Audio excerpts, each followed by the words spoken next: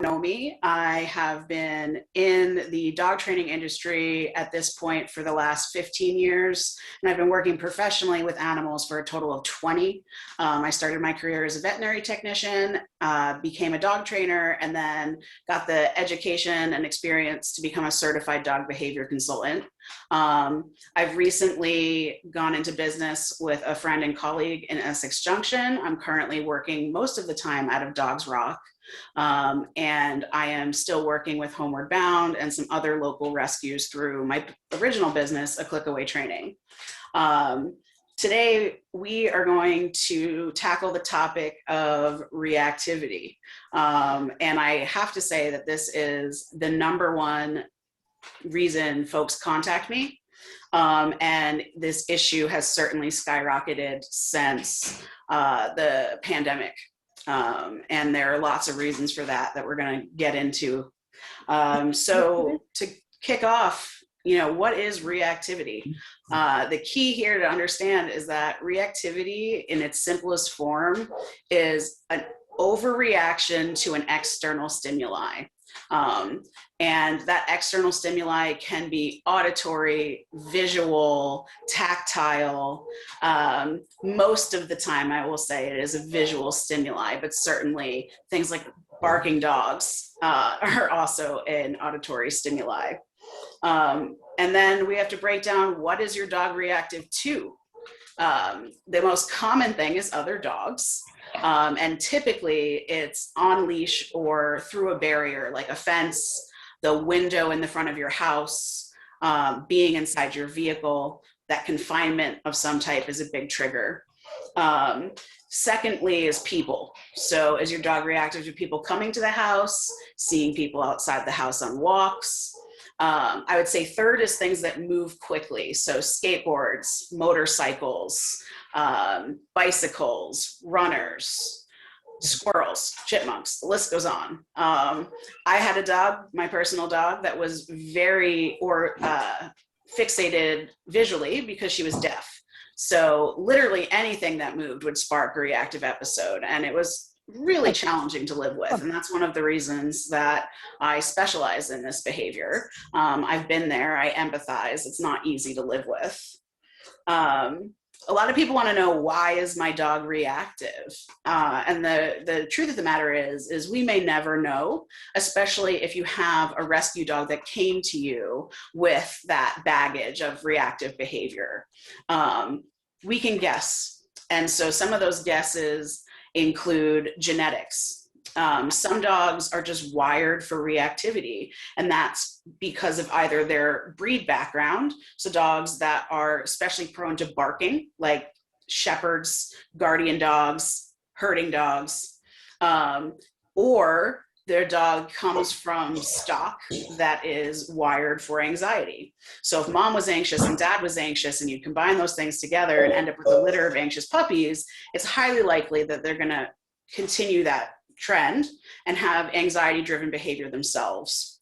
Another cause is overstimulation, overexcitement. So dogs are just so excited to get from point A to point B and meet that other dog that they can't control themselves. And then when we don't allow them to meet the dogs, their frustration builds. And one of the most difficult things for dogs like that is usually there's a history of the dog being allowed to greet other dogs on leash sometimes. And so that gray area of sometimes I get to meet the dogs, sometimes I don't, leads to confusion, which further frustrates the dog. And then we end up with this explosive behavior. Sometimes it's a negative experience. So I was hiking, I had an off-leash dog charge us, my dog got really scared, or they were harmed in some way. And now, after the fact, their trauma has led them to being reactive. And sometimes it is a true anxiety disorder. So just like people have chemical imbalances that lead us towards anxiety and depression, dogs can have those imbalances as well. Now, the cause of the reactivity isn't necessarily the most important part of our treatment plan, but it is really helpful to know, is my dog legitimately reactive because of fear? Are they overexcited? Are they truly aggressive? These are important to tease apart. And that kind of leads me into the question of what is reactivity versus what is aggression? It's really important to know that not all reactive dogs are aggressive.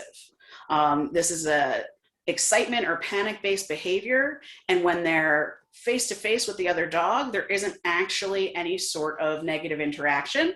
It's that leash or that barrier that leads them to performing the behavior. Or I have dogs who are explicitly aggressive and they aren't actually reactive. So it isn't until the dog or the person is in their personal space bubble that we get that reactive episode. So to simplify it, not all reactive dogs are aggressive and not all aggressive dogs are reactive. The challenge is how do we determine where this is? Are we going to end up with a dog that when it meets the other dog is fine? Or are we going to end up with a dog where it meets the other dog and there's a fight? So it is important over time to sort of figure out which of those categories our dog falls into. And part of that is deciding how important it is to you that your dog is social. I think there's a big importance placed on dogs to be social by their owners because we're social creatures. And the truth is that when dogs hit social maturity at about 2 years of age, their social circle actually starts to narrow instead of continuing to widen. So they're less likely to make really good doggy friends. They may be more dog selective or dog tolerant, meaning they're cool to hang out with other dogs, but they don't really want to play anymore. Very rarely do you have an adult dog that is really into making new friends and playing hard. I will say, like my 6-year-old Beagle, he was the most social little dude, loved every dog he met, played with cats, played with chickens, you name it, he wanted to play with it. And now that he's about 6, it takes a while for him to let a dog into his circle. He doesn't hate them, but he also doesn't see any need to interact with them. For dog aggressive dogs, sometimes they'll have been social as puppies, and then as they hit that maturity, we start to see actual aggression where they intend to do harm. And that's really an important factor in determining, is my dog just reactive and they're making a big sound and it's scary, or is my dog actually going to harm another dog or person? And those aggressive dogs, I often have people say he was fine. Like he was social as a puppy. We brought him to daycare. We brought him to the dog park. And then all of a sudden he hit somewhere between 18 and 24 months. And he ended up being pretty aggressive and causing injury to a dog or a person. And unfortunately, that's when people call me. And so one of the most important things to do while we're figuring this all out, what is my dog reactive to? Is my dog reactive or aggressive or both? Does my dog need to be social? While we're figuring all of that out, the most important thing we can do is management. So management is creating a plan to keep yourself, your dog, and other dogs and people safe, and to prevent your dog from practicing the reactive behavior. Because no matter what the source of the reactivity is, every time your dog practices that behavior, they're being intrinsically reinforced for that behavior. Dogs do what works. So if your dog is barking and lunging and freaking out on leash when it sees a dog, and it continues to do that, there's something about the behavior that's working for the dog. Typically, it's that you either remove them from the situation or the person or dog or both that they were freaking out at goes away. So your dog feels really successful. Oh my God, I put up this big fuss and the scary thing left. And of course, we want to avoid interactions when our dog is reactive. So we're going to continue to reinforce that behavior every time the dog's exposed to a trigger and we have to remove it. So picking places to walk your dog where they're less likely to see other triggers is super important. So if my dog is reactive to skateboards and bicycles, I'm not going to take them to the bike path. If my dog has trouble with off-leash dogs, and we're big hikers, but those off-leash dogs come and they kind of ruin the fun of all of it for me, guess what? While I'm working on a training plan, I'm not going to take my dog hiking. And that's really hard to wrap your head around because we're taking something away from the animal that they enjoy and that we enjoy. But every time they're out on the hiking trail and they have the opportunity to react or aggress, that behavior is being reinforced. Sometimes if you live in a neighborhood, it's just about figuring out when other people during the day are likely to be walking their dogs and walking your dog at times of day where you're less likely to run into dogs. Sometimes it's that simple. Other times we have to get really creative. There is actually a place in Moncton, and I'm going to give Hannah this information so that she can send it in a follow-up email for you. But there's a place in Moncton where you can rent an enclosed 5-acre, basically hiking spot, and take your dog, take multiple dogs that know each other and that are in the same family, and you can just let them have a party in a really safe way. So avoiding places that your dog is likely to have the reactive response and finding other outlets for their energy with different forms of exercise and mental stimulation is going to be step one of this management plan. If your dog is reactive from your house and there's specific windows that they bark out of, we want to get some contact paper and cover that window. Contact paper will peel off when you're done with your training plan, but for right now, it's going to reduce your dog's visual stimulation, which is going to reduce the reactivity in the house. Same thing with cars. They make those baby window shades that you kind of like pull down and suction cup to the window. Those are great for dogs who tend to bark out the windows. Again, this is management, so it's something we're putting into place in the meantime. You're not always going to have baby shades on your windows, but for now, it's going to reduce the level of unhappiness you and your dog are experiencing on car rides. The next piece is getting really good equipment. So how do I walk my dog safely and know that I'm going to be safe, my dog's going to be safe, and that my community is going to be safe? If your equipment is faulty or uncomfortable, you're going to be a lot less successful than if you have stuff that makes sense. So what should your tool belt be comprised of? First is the equipment with which you're walking your dog. A lot of people feel like those big, thick leashes give them better control, but the fact of the matter is that they're really hard to hold in your hand. They're uncomfortable, and they're not any more effective than a thinner leash. So I like a leash that's about 5/8 inch and about 6 feet long. This gives my dog room to go potty, and it gives me a leash that's really comfortable to hold on to. I don't use flexi leashes or retractable leashes. Those are a big no-no, whether you have a reactive dog or not. They're great if you're out in a field and you're never going to run into anybody or anything, but out and about, what they do is give your dog a different measurement of how far they can go away from you every single time you hit that lock button. And what that does is it confuses them. They don't know if they have 6 feet, 10 feet, 20 feet of give before they're going to hit the end of the leash. And that makes working on leash manners really hard. Those are likely to break. I had a dog snap one of the belt retractable leashes in half chasing a squirrel. And they also give really nasty rope burn. My mom ended up in the hospital on IV antibiotics from a rope burn related to a flexi leash after our dachshund wrapped itself around her leg and took off after a chipmunk. So maybe I have a personal bias against them because of that, but they're not very safe. Next, you always want to have a collar with an ID tag on it, because God forbid your dog gets loose. You want to be able to get them back. Now, here comes the most important piece. Are we going to walk our dog on a collar, a head halter, a harness? Equipment matters. And the number one thing is, do you feel safe and in control? If you don't, your equipment's not working for you. I like head collars a lot for dogs, like a gentle leader or a halty. This gives us more physical control over the dog while giving the dog room to open and close its mouth, bark, pant, do all that good stuff. The key with those is that we have to train the dog to tolerate wearing a head collar. If you just slap that on and go for a walk, your dog's going to be alligator rolling and pawing at their face and generally miserable. So if you want to use a head collar, getting a training plan for making your dog comfortable with that head collar is super important.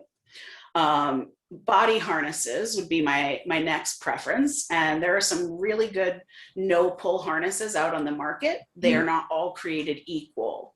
The most common one is the Easy Walk harness. Easy Walks are great because you can kind of just slap them on and go. The problem with Easy Walks is that they work by pinching the shoulders together. So over time, that can actually cause front limb issues in your dog. And additionally, they are shaped in such a way that your dog can kind of Superman out of them. So if they straighten their legs enough and they back up, they can actually get out of those Easy Walk harnesses, which is problematic when you have a reactive dog or a dog that doesn't come when it's called. So my preference is a PetSafe 3-in-1 harness. It's the same company as the Easy Walk, but it's kind of an upgrade for them. Two Hounds Design Freedom harness. Or for real escape artists, a rough wear Webmaster harness. And that one has 3 buckles, one of which is behind the rib cage. And if you tighten it, there's no way your dog can back out of it.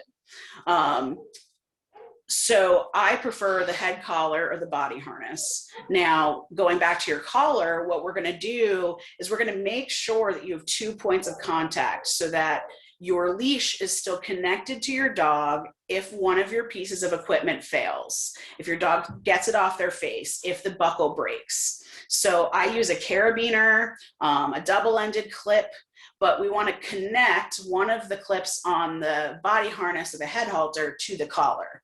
And that way, should your equipment fail and it comes off your dog, your leash is still technically attached to your dog.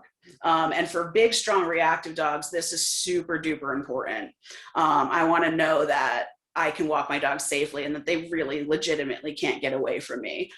So the final thing for body equipment on your dog is the concept of a basket muzzle. So going back to whether or not our dog intends to do harm and is likely to bite either myself because it's frustrated and they can't get to the other dog, which is called redirection, or they're likely to bite a passing dog or person. Utilizing a basket muzzle, much like the Greyhound racing muzzles, but with a slot for food and water, which is really important, can reduce liability, reduce anxiety, kind of force people to give you more space because they're freaked out that your dog is in a muzzle, quite frankly, which isn't a bad thing when you have a reactive dog. And if you have a dog that you think might be social and you want to start socializing them and letting them actually meet dogs, using a basket muzzle means that they can't harm that other dog if things go south. It's important that your dog is trained to enjoy wearing the muzzle, especially if they're going to be wearing it often. And there are some great training plans out there at the Muzzle Up Project. And again, this is a resource I'm going to give Hannah for her follow-up email, along with the other equipment that I've recommended. So beyond collar, leash, harness, muzzle, the other equipment you're going to need is some sort of treat pouch. You can really take this in any direction. You can go to a hardware or gardening store and get a nail apron or a gardening apron that you can just throw in the wash every once in a while. But there are also lots of commercially available treat pouches. And the reason I use one is twofold. One, I don't want to smell like dog treats at the end of the day, which in my line of work is hard to avoid anyway. And two, I want to have easy access to my treats. So if I have treats in a jacket pocket or in the pocket of my pants, wedging my hand in there and fiddling around to get the treat is really time consuming. Whereas if I have a treat pouch with an open pocket, I can just stick my hand right in there really easily. And then we have to talk about the treats. So when you're working with a dog who has reactivity, that dog is innately just stressed. We leave the house, we're going to see a trigger, that dog's going to be stressed out. When a dog is stressed, anything we ask them to do, even if it's as simple as sitting or responding to their name, is going to be a lot harder. It would be like us going to school with an anxiety attack and trying to take a math test. It's really, really hard. So in order to give our dog a reason to pay attention to us and fight through that wall of anxiety, we need to increase their salary. So I want to think of food as a paycheck. And at home, I'll typically use my dog's meals. So their kibble, some Zook's training treats, little dry milk bones. My dogs will work for pretty much anything in their natural environment where they're not typically stressed. When we move into a more stressful environment, like a walk around the block or a training exercise, then I'm going to increase my dog's salary. That paycheck's going to go way up. And it's going to be things like a rotisserie chicken, hot dogs, deli meat, string cheese. We want the really, really good stuff your dog doesn't typically get, because we want to make positive associations with the thing they're stressed out or frightened by, and we want to give them a reason to listen to us. Basically, if it's not smelly and like you literally don't get like a whiff of it from your training bag, it's probably not going to be high value enough. That's really important. I can't stress it enough. If we can't feed your dog can't eat, they cannot learn, and we cannot reinforce the behavior that we want to see again. So just to summarize, your tool belt is going to be high value treats in a treat pouch, a 6-foot leather or nylon leash that's about 5/8 inch and very comfortable to hold in your hand, either a head collar or a body harness like I spoke about, a collar with a safety loop to prevent escape, and an ID tag in case, God forbid, something does happen, and potentially a basket muzzle if I think my dog has the potential to bite. And your tool belt is one of the most important things you're going to put together when you're working with any behavior problem.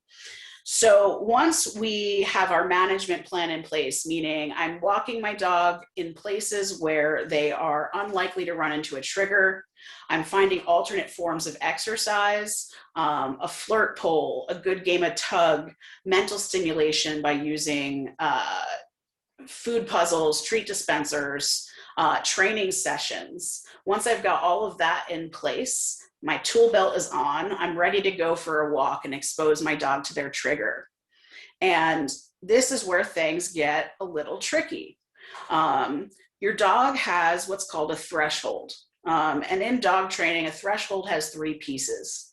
It refers to the distance your dog can be from their trigger while maintaining calm behavior.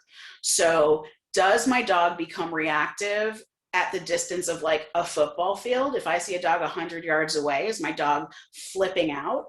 Or are they just a little stressed and focused on the other dog? Or do they not care?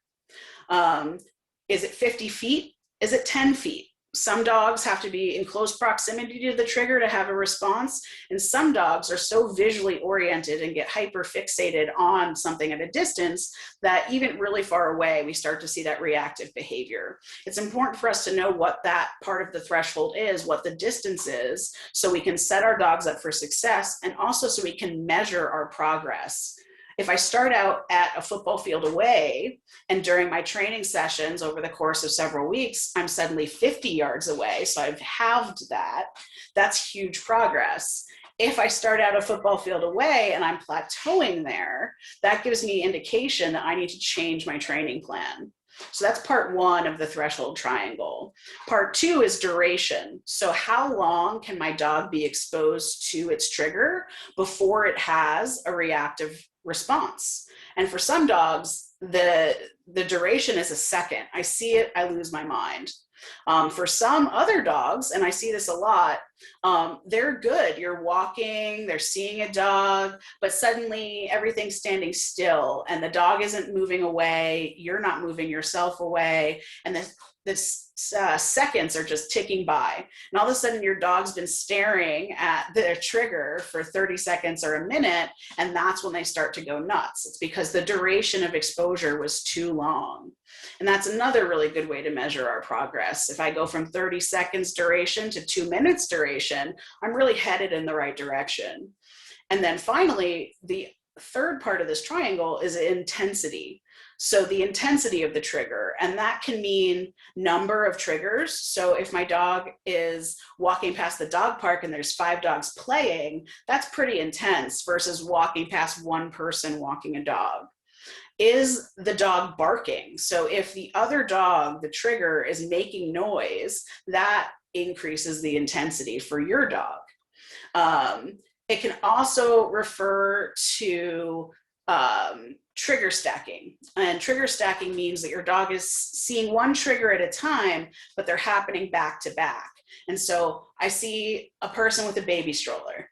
I see a dog, I see a squirrel, I see a second dog, and that's where my dog loses it and becomes reactive. So measuring duration, distance, and intensity is a really good way to find our dog's threshold and to ensure that we're moving in the right direction. We also want to see recovery time decrease. So for a lot of reactive dogs, when they are exposed to a trigger, it takes them a while to sort of come down off of that adrenaline high. So if my dog has seen another dog or a person and they are still reacting or still showing signs of stress, like inability to eat, panting without exertion, pacing, pulling at the end of the leash, and the person or the dog has been gone for 30 seconds or a minute or 5 minutes, that tells me, okay, my dog is not recovering or coping well with stress. And so over time, what I want to see is that window between the trigger disappearing and my dog returning to their normal behavior. I want to see that window shrink. And recovery for me is actually one of the most important pieces because that shows that our dog is better coping with the stress of exposure. Now, some dogs, they can do all of this. They can decrease their duration, distance, or increase their duration and distance. They can increase the level of intensity they can be exposed to, and their recovery time decreases. And they can do that all without the help of medication. Some dogs who have genuine fear-based behavior or anxiety disorders really need medication in order to be able to learn new behaviors under stress. So if your dog is stressed and they're not able to learn new behaviors, we're just going to be in a vicious cycle. If I treat my dog's anxiety disorder, if that's the root of the reactivity, they're going to be more able to cope with the stress and learn calm behaviors under stress because we're increasing things like serotonin, just like with us, right? If I'm an anxious person and I don't have enough serotonin, I'm going to have panic attacks. If my dog's an anxious dog and they don't have serotonin, they're going to have reactive outbursts. So sometimes working with your veterinarian to get anxiety mitigating supplements or medication is a really big part of decreasing that threshold. Now, I want to point out that not every dog needs medication. It's not my number one go-to, but I like to talk about it in regards to reactivity because a lot of people are very hesitant to use medication with their dogs. They're worried they're going to drug their dog or their dog's behavior is going to really change, their personality is going to change.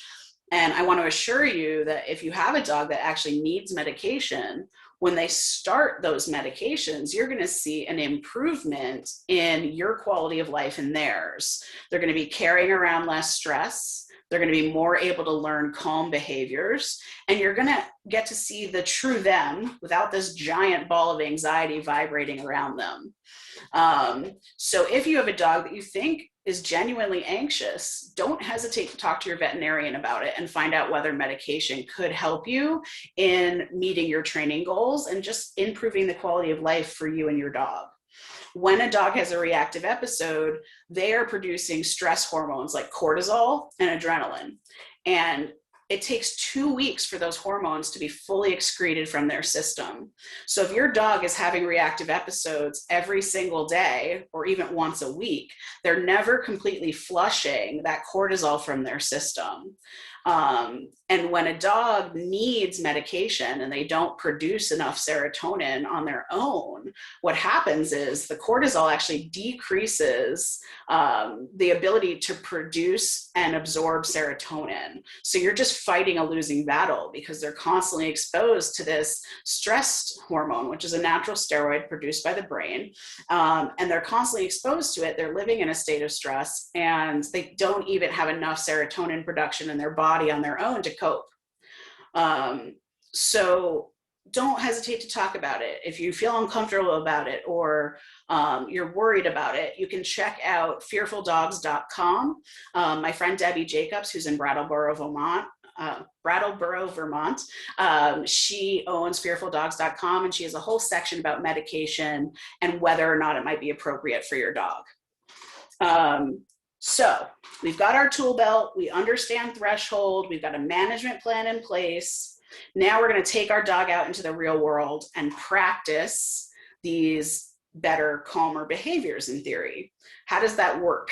Well, number one, you have to ask yourself, does my dog actually know how to do the thing that I'm asking? So does my dog know how to offer calm behavior?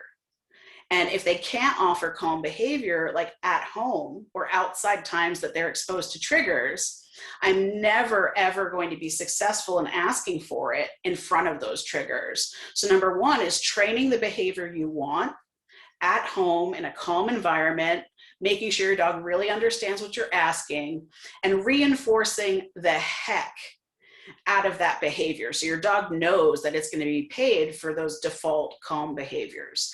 And then we introduce the calm behaviors under stress, because my dog understands it, they've practiced it, and they know that that reinforcement is coming. And when I ask for the calm behavior under stress, my paycheck is going to go way up. So I'm going to go from using kibble or training treats at home to using that rotisserie chicken or those hot dogs.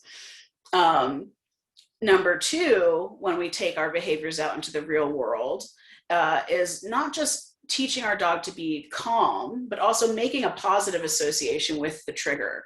And what I mean by that is when your dog is triggered by a dog, a person, a skateboard, whatever it is, they typically have a negative emotional response to that trigger, whether that is frustration, fear, or aggression. And what we need to do is show them that that trigger isn't actually frustrating, scary. We need to show them that that trigger is in fact a predictor of good things happening to them. Because in the past, this trigger has been a predictor of negative experiences. So we need to shift that. We need to say, okay, now when you see your trigger, great things are going to happen to you. And the order of events here is super important.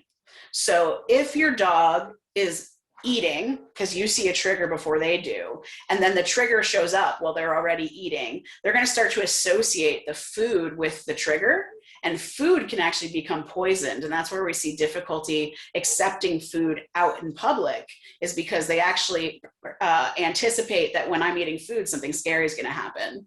Instead, what we need to do is wait to see the trigger. And when the trigger is being seen and interacted with by our dog, that's when the food comes into play. So trigger, food, trigger, food, trigger, food. And that's called classical counter conditioning. It is based on Pavlov's work, which is still super valid today. And what that does is it makes the scary thing into a predictor of the great thing. And so instead of anticipating scary, your dog starts to anticipate joy, or at least delicious food, which we all know comfort food's a thing, right? For me, it's Ben and Jerry's, it's French fries.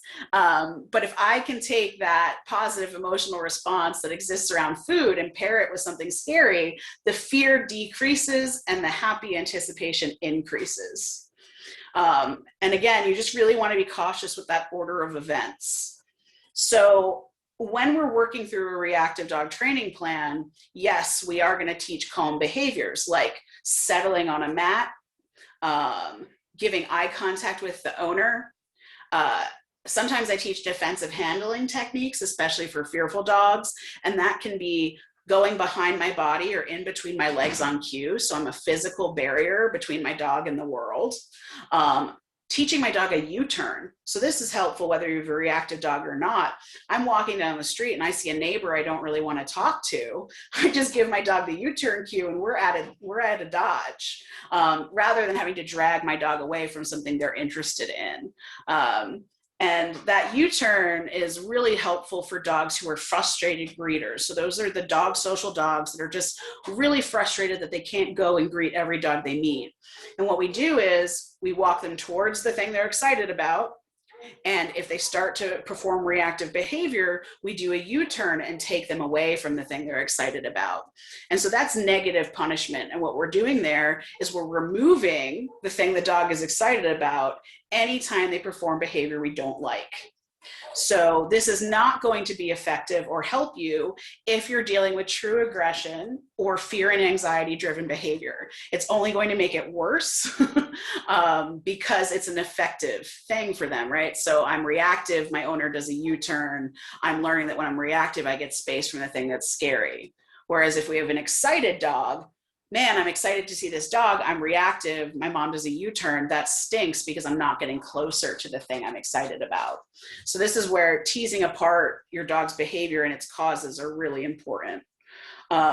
So we're going to teach calm behaviors. We're going to teach some defensive handling techniques, especially for those scared dogs. And then we're going to work on changing that emotional response with classical counter conditioning.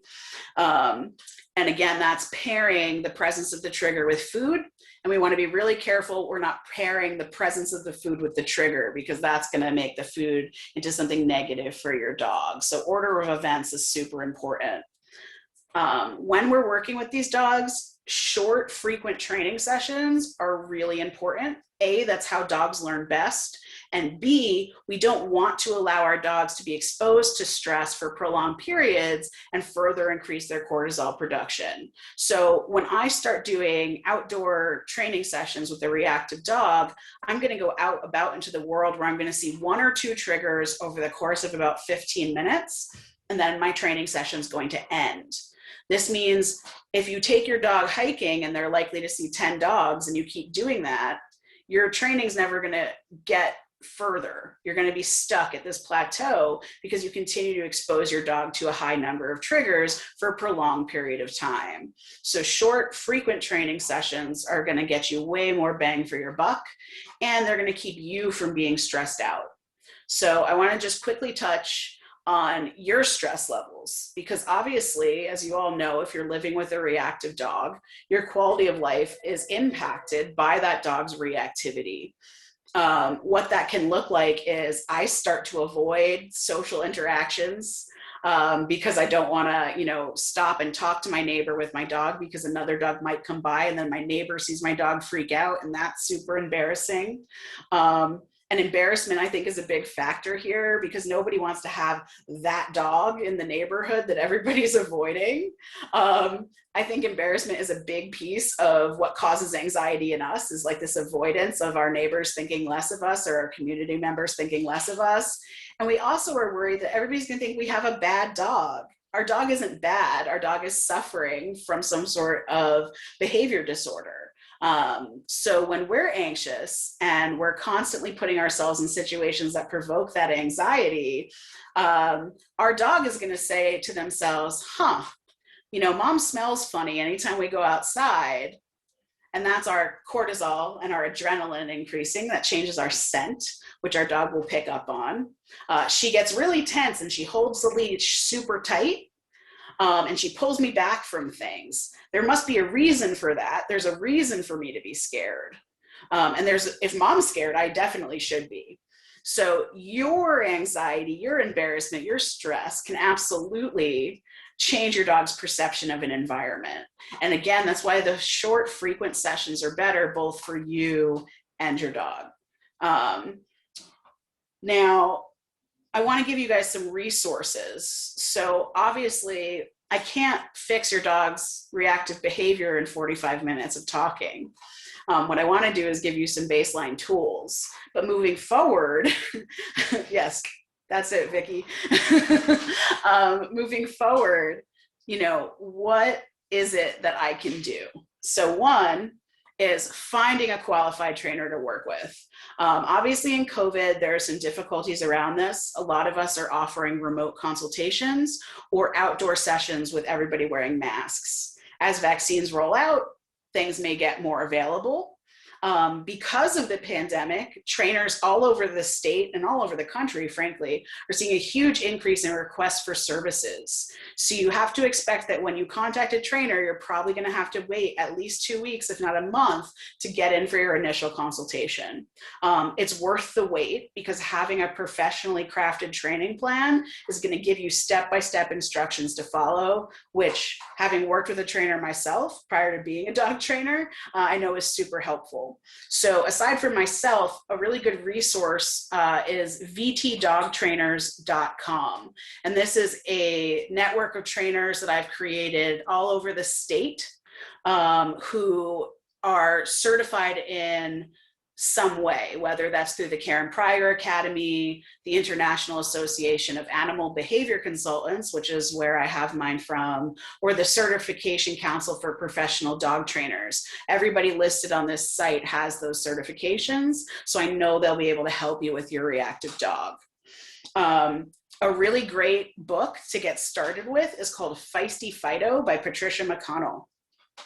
And the Feisty Fido book is going to give you an overview of reactivity and what to start working on. I think, again, having some sort of guide is really important.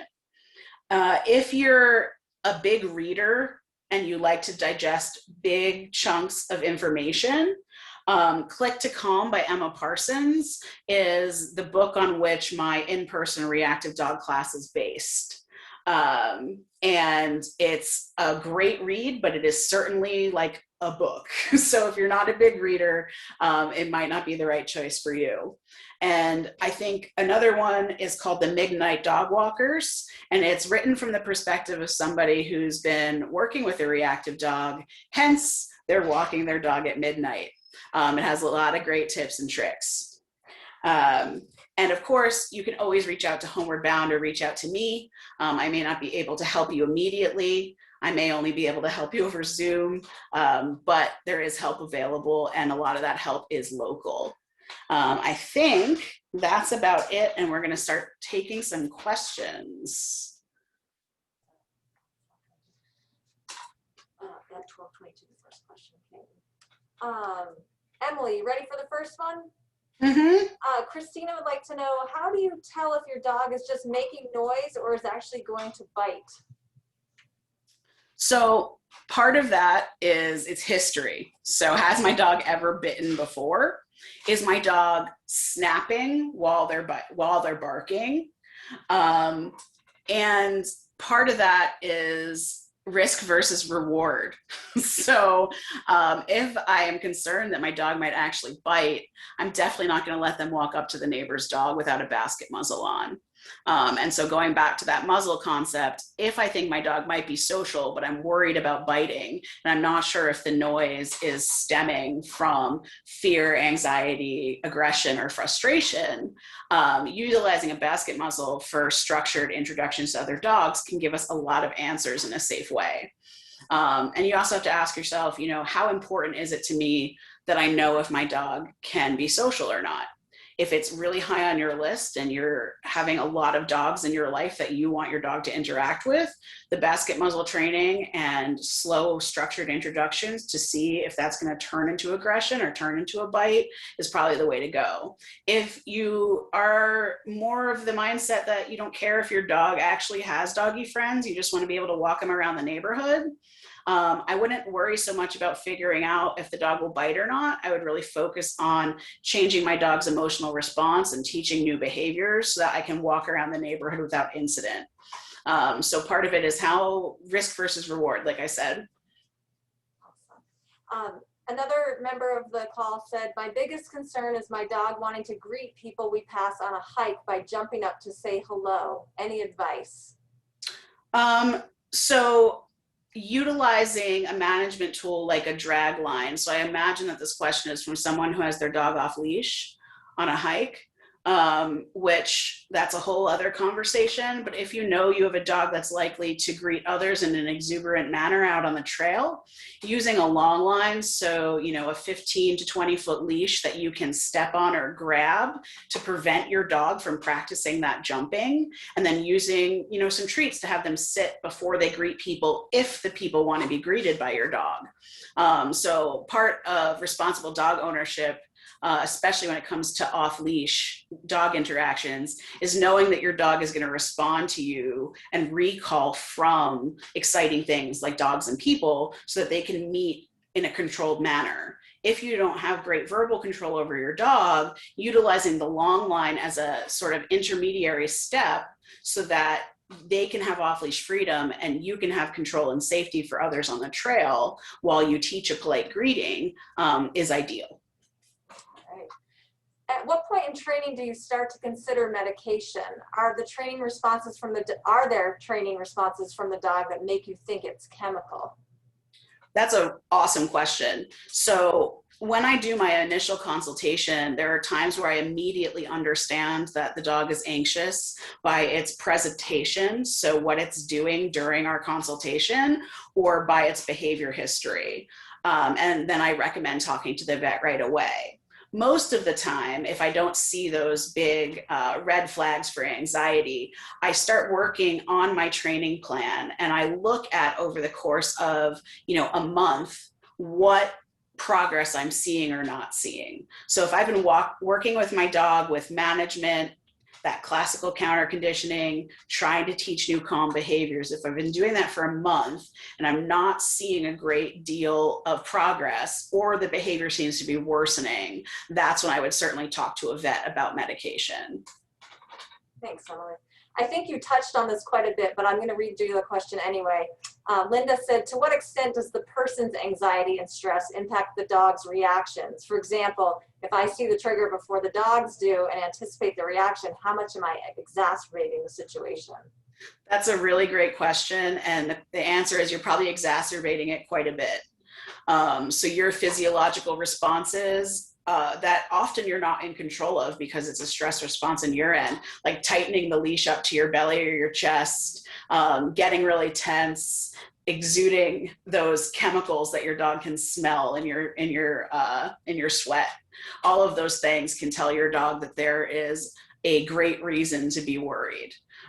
So part of it is certainly going to be training yourself to relax and to offer calm behaviors for your dog to play off of. So if you're offering stress behaviors for your dog to play off of, you're more likely to get stress responses from your dog. If you're offering calm, level-headed behaviors, you're more likely to get calm, level behaviors from your dog. We kind of are mirrors to each other. Maybe you could design a treat dispenser that's dual purpose, one for the pet and one for the owner. I mean, I highly recommend taking some M&Ms or chocolate chips in your treat bag. Yeah. And when you're stressed, giving yourself a little bit of sugar to, you know, calm yourself down. That's actually a really good technique for handling your own situation. I'm all about that. Awesome. We could make a lot of money for Homeward Bound, Emily. Shelly has a new puppy and she's very reactive, but she's also trying to potty train her. So she's been using treats for when she goes to the bathroom outside. Should she start using the treats for reactivity too? She doesn't want to confuse her puppy. That's a great question. And I think that's where having a big treat pouch comes in. So you can have one level of treats for pottying outside, like those Zooks or those Milk Bones, your typical training treats. And then you've got a little baggie of shredded up chicken. So if you're outside, your dog is on a potty break, and unfortunately a trigger comes by that your dog's reactive to, you can switch into counter conditioning mode from rewarding potty training mode pretty easily. Definitely keep rewarding your dog for going potty outside, because of course that's going to definitely be a quality of life issue for you and your dog if they stop wanting to go to the bathroom out there. So I would just have two levels of paycheck, so to speak, in your pouch. Another question, what if my dog can't possibly pay attention when he is freaking out? There's a point where he stops responding. Okay, so we would call that over threshold. So that means we have gone past your dog's duration, distance, intensity meter, and now they're sort of in the red zone. They are not able to compute what you're asking because they're in a genuine state of panic.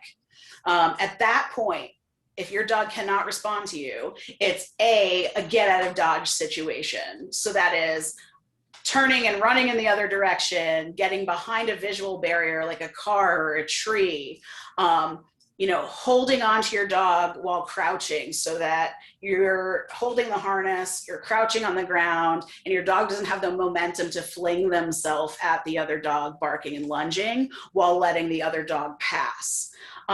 B, the second piece here is if that's happening often, you need to change where or when you're walking your dog, because you're never going to make progress if they're having that over threshold response on a regular basis. If your dog can't hear you, can't eat, can't be redirected to a toy, and they're just in that panic mode, you definitely need to find ways to prevent your dog from experiencing that panic and from practicing that behavior in order to make progress in the right direction. Thanks, Emily. Mary says, my dog doesn't do too bad when out and about, but he does bark in the house at people going by on the road. Is that an issue other than being an annoyance, or is it harmless? So that's a great question. And part of that maybe breed tendency. So when you have, say, a terrier or a herding dog, and they're very visually oriented and they have a high prey drive, that type of barking is just a breed tendency and is likely to be harmless. If you have a guardian breed, so I've shared my life with Rottweilers, for example, and they become hypervigilant and reactive at the window, that's definitely something I want to change and deter, because they are more likely to aggress just based on breed background. The other thing to consider is barking at the window starting at all to transfer to leash walking? So is your leash walking getting harder the more your dog has time to react at the window? If the leash walking is getting more challenging, then the window is actually a big factor. Otherwise, it is sort of just an annoyance or a quality of life issue, and there's no reason you can't train your dog to do something else instead of bark. What we want to do is look for a replacement behavior. So what can I ask my dog to do in the presence of these triggers out the window that is incompatible with barking?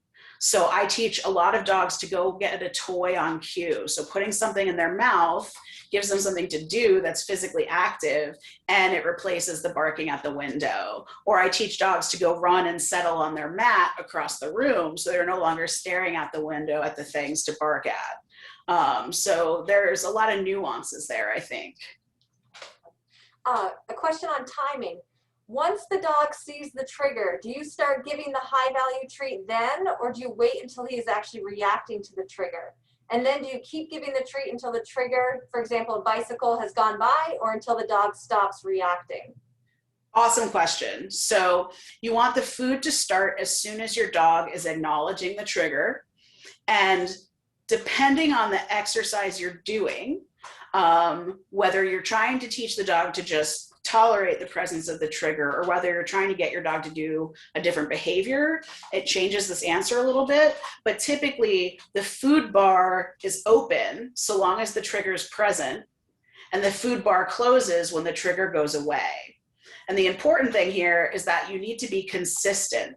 So every single time your dog sees the trigger, whether they react or not, they get the food. Every single time the trigger goes away, no matter what they're doing at that time, the food stops. So you really want to give your dog that predictability, which will in turn make their behavior more predictable. Great, thanks. Great information. How does breed tendency come into training? My Jack Russell mix is bonkers with energy and distraction on leash. Yeah, so that is a fantastic question. And I think genetics are a super important factor in pretty much any type of training we're trying, whether your dog's reactive or not. A border collie is going to enjoy agility more than a Great Pyrenees. A Great Pyrenees is going to bark and guard the house more than a Labrador. A Jack Russell is going to be more stimulated by chipmunks, squirrels, birds, plastic bags blowing in the wind, you name it. And so what we need to do in a situation like that is try to take some of the steam out of the pressure cooker before you take the dog on a walk. For dogs that are like that visually stimulated, there's a great tool called a flirt pole, and it's basically a giant cat teaser. And you stand in one place and your dog chases it, and while you're whipping it around. And what that does is it gives your dog an intense cardio workout and an appropriate outlet for that prey drive before you go out on the walk. So they are more likely to be able to listen because they've had a little bit of an outlet for that breed tendency to begin with. Also, really focusing on training the behaviors you want in a calm environment and making sure your dog is fluid in those behaviors, meaning you ask for it and they do it, whether you have a cookie in your hand or not, before trying to ask for those behaviors out in the world where your Jack Russell is like, hey, there's little critters and I'm designed to eat those, so that's what I'm going to do right now. You're always probably going to have some terrier in your terrier. So there's a certain degree of it you have to be willing to live with, but there's certainly pieces of it that we can make more manageable. Emily, I think we could go on all day. There's 13 questions that we haven't even gotten to. Oh my God. It is 1 o'clock though, and I think, I don't know if people need to go. I don't know if Emily needs to go. I can give you like 10 or 15 more minutes if we want to do that. And then anybody who has questions pertaining to this is welcome to email me. I can't guarantee that I'll get back to you quickly. I'm pretty darn busy, but I will do my best to get back to you. And Hannah's going to be sending out a follow-up email to everybody that was here today with all of this information. Oh, you got one second question? Yeah. Okay. Emily, another question. How can you tell if your dog is excited or afraid when reacting and barking? Awesome question.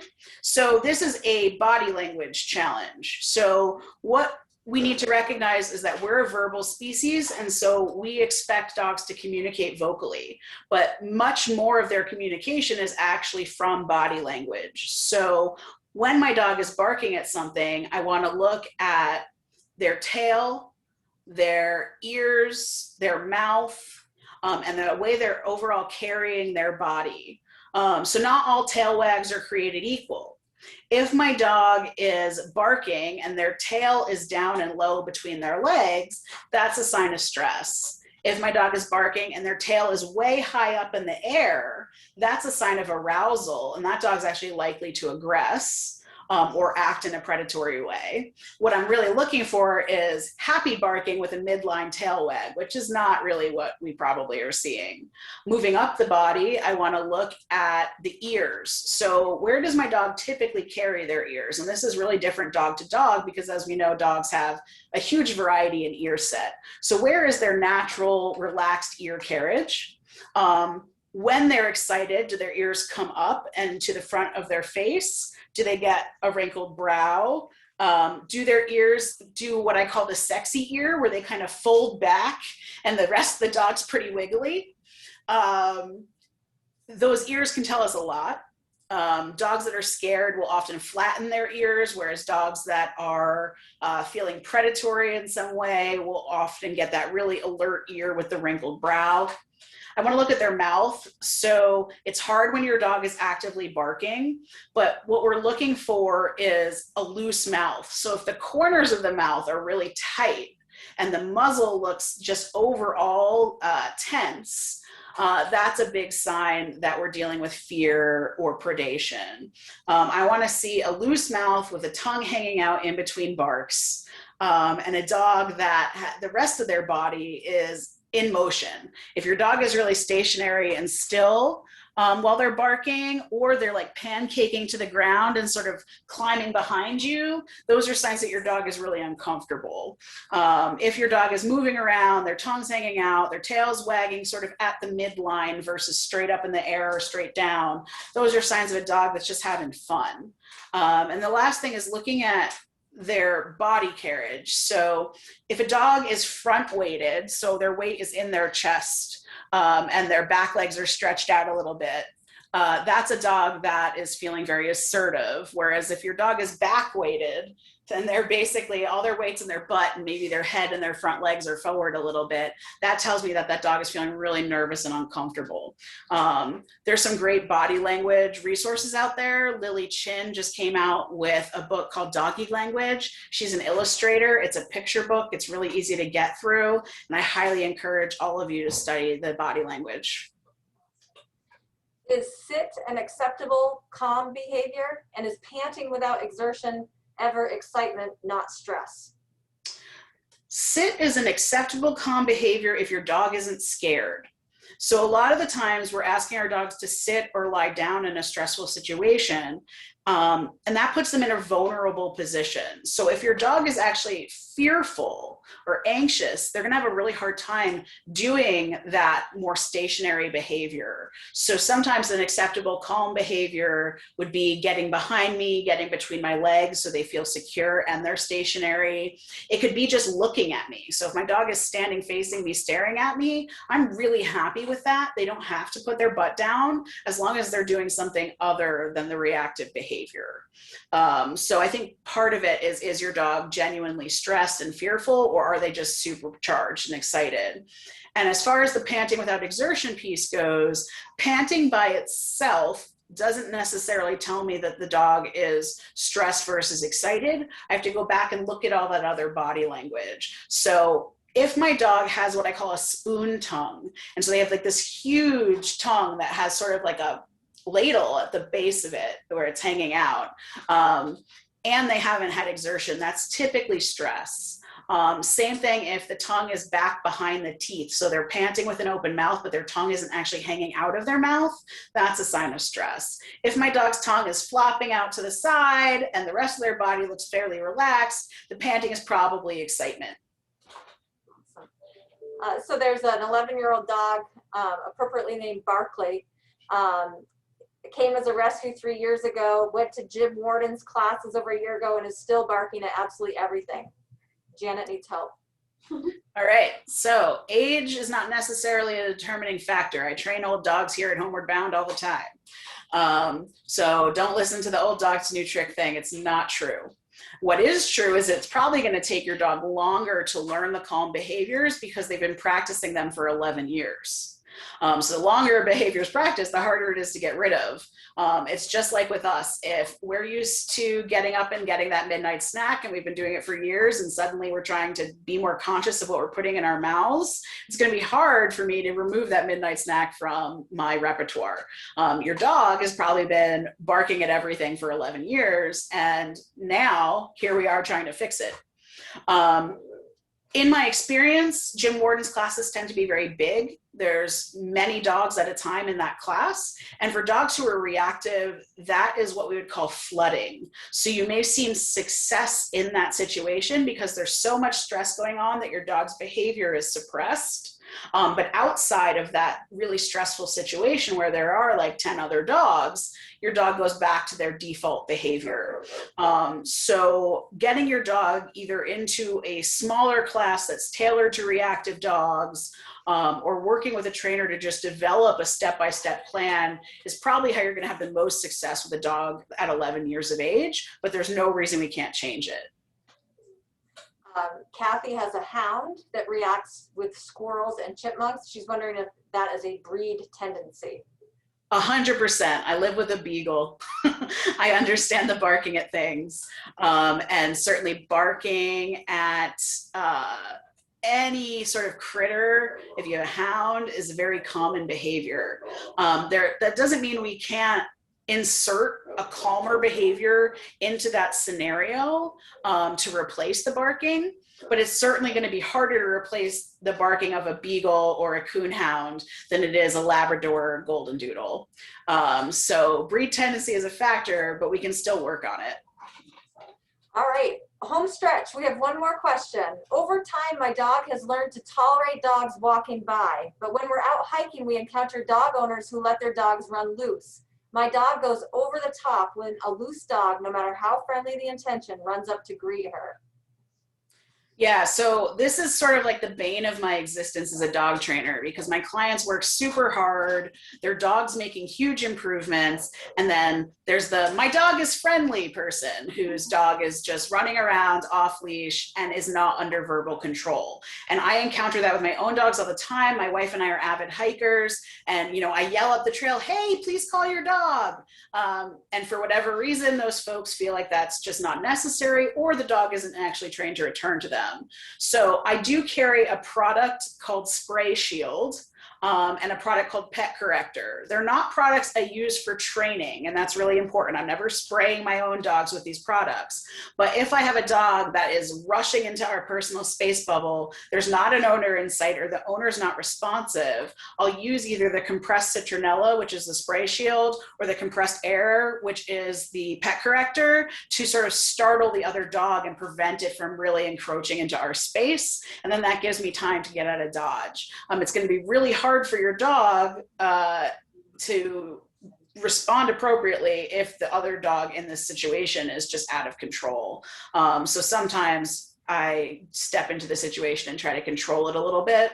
Another really fun thing when you're walking with a reactive dog is actually to carry an umbrella. And it's important that you teach your dog that opening the umbrella isn't scary. So I expose my dog to the umbrella opening and I feed them lots of food. And then out on the trail, if I have an oncoming dog and I want some sort of barrier, but there isn't a good one, I actually pop open the umbrella in the direction of the other dog. I'm pointing and you can't see it. And what that does is it creates space. So it puts something between the other dog and myself. And there's also probably going to be a bit of a startle response. So the other dog's like, whoa, what is that? And they're less likely to keep coming at you. And you've given your dog a visual barrier between it and the scary thing. So that's actually one of my favorite things to do with a reactive dog. So my tool belt's kind of big. I've got all the treats, I've got poop bags, I've got an umbrella, and I have a pet deterrent, which I use as a last resort. I love the umbrella idea. That it's the bane of, I think, a lot of our existences when we're trying to do the right thing out in the public space and a dog is screaming around the corner. So that was our last official question. And we want to say a huge thank you to Emily. This has been awesome. We will put together all of the resources that Emily's mentioned throughout the hour and get them out to folks. And additionally, this is recorded. And if you want to request the recording to have a re-listen, we can send that to you as well. So thanks everybody for coming. Thanks for your really thoughtful questions. And again, Emily, thank you. My pleasure. Thank you guys so much. I really appreciate you being here. Enjoy your afternoon, everyone.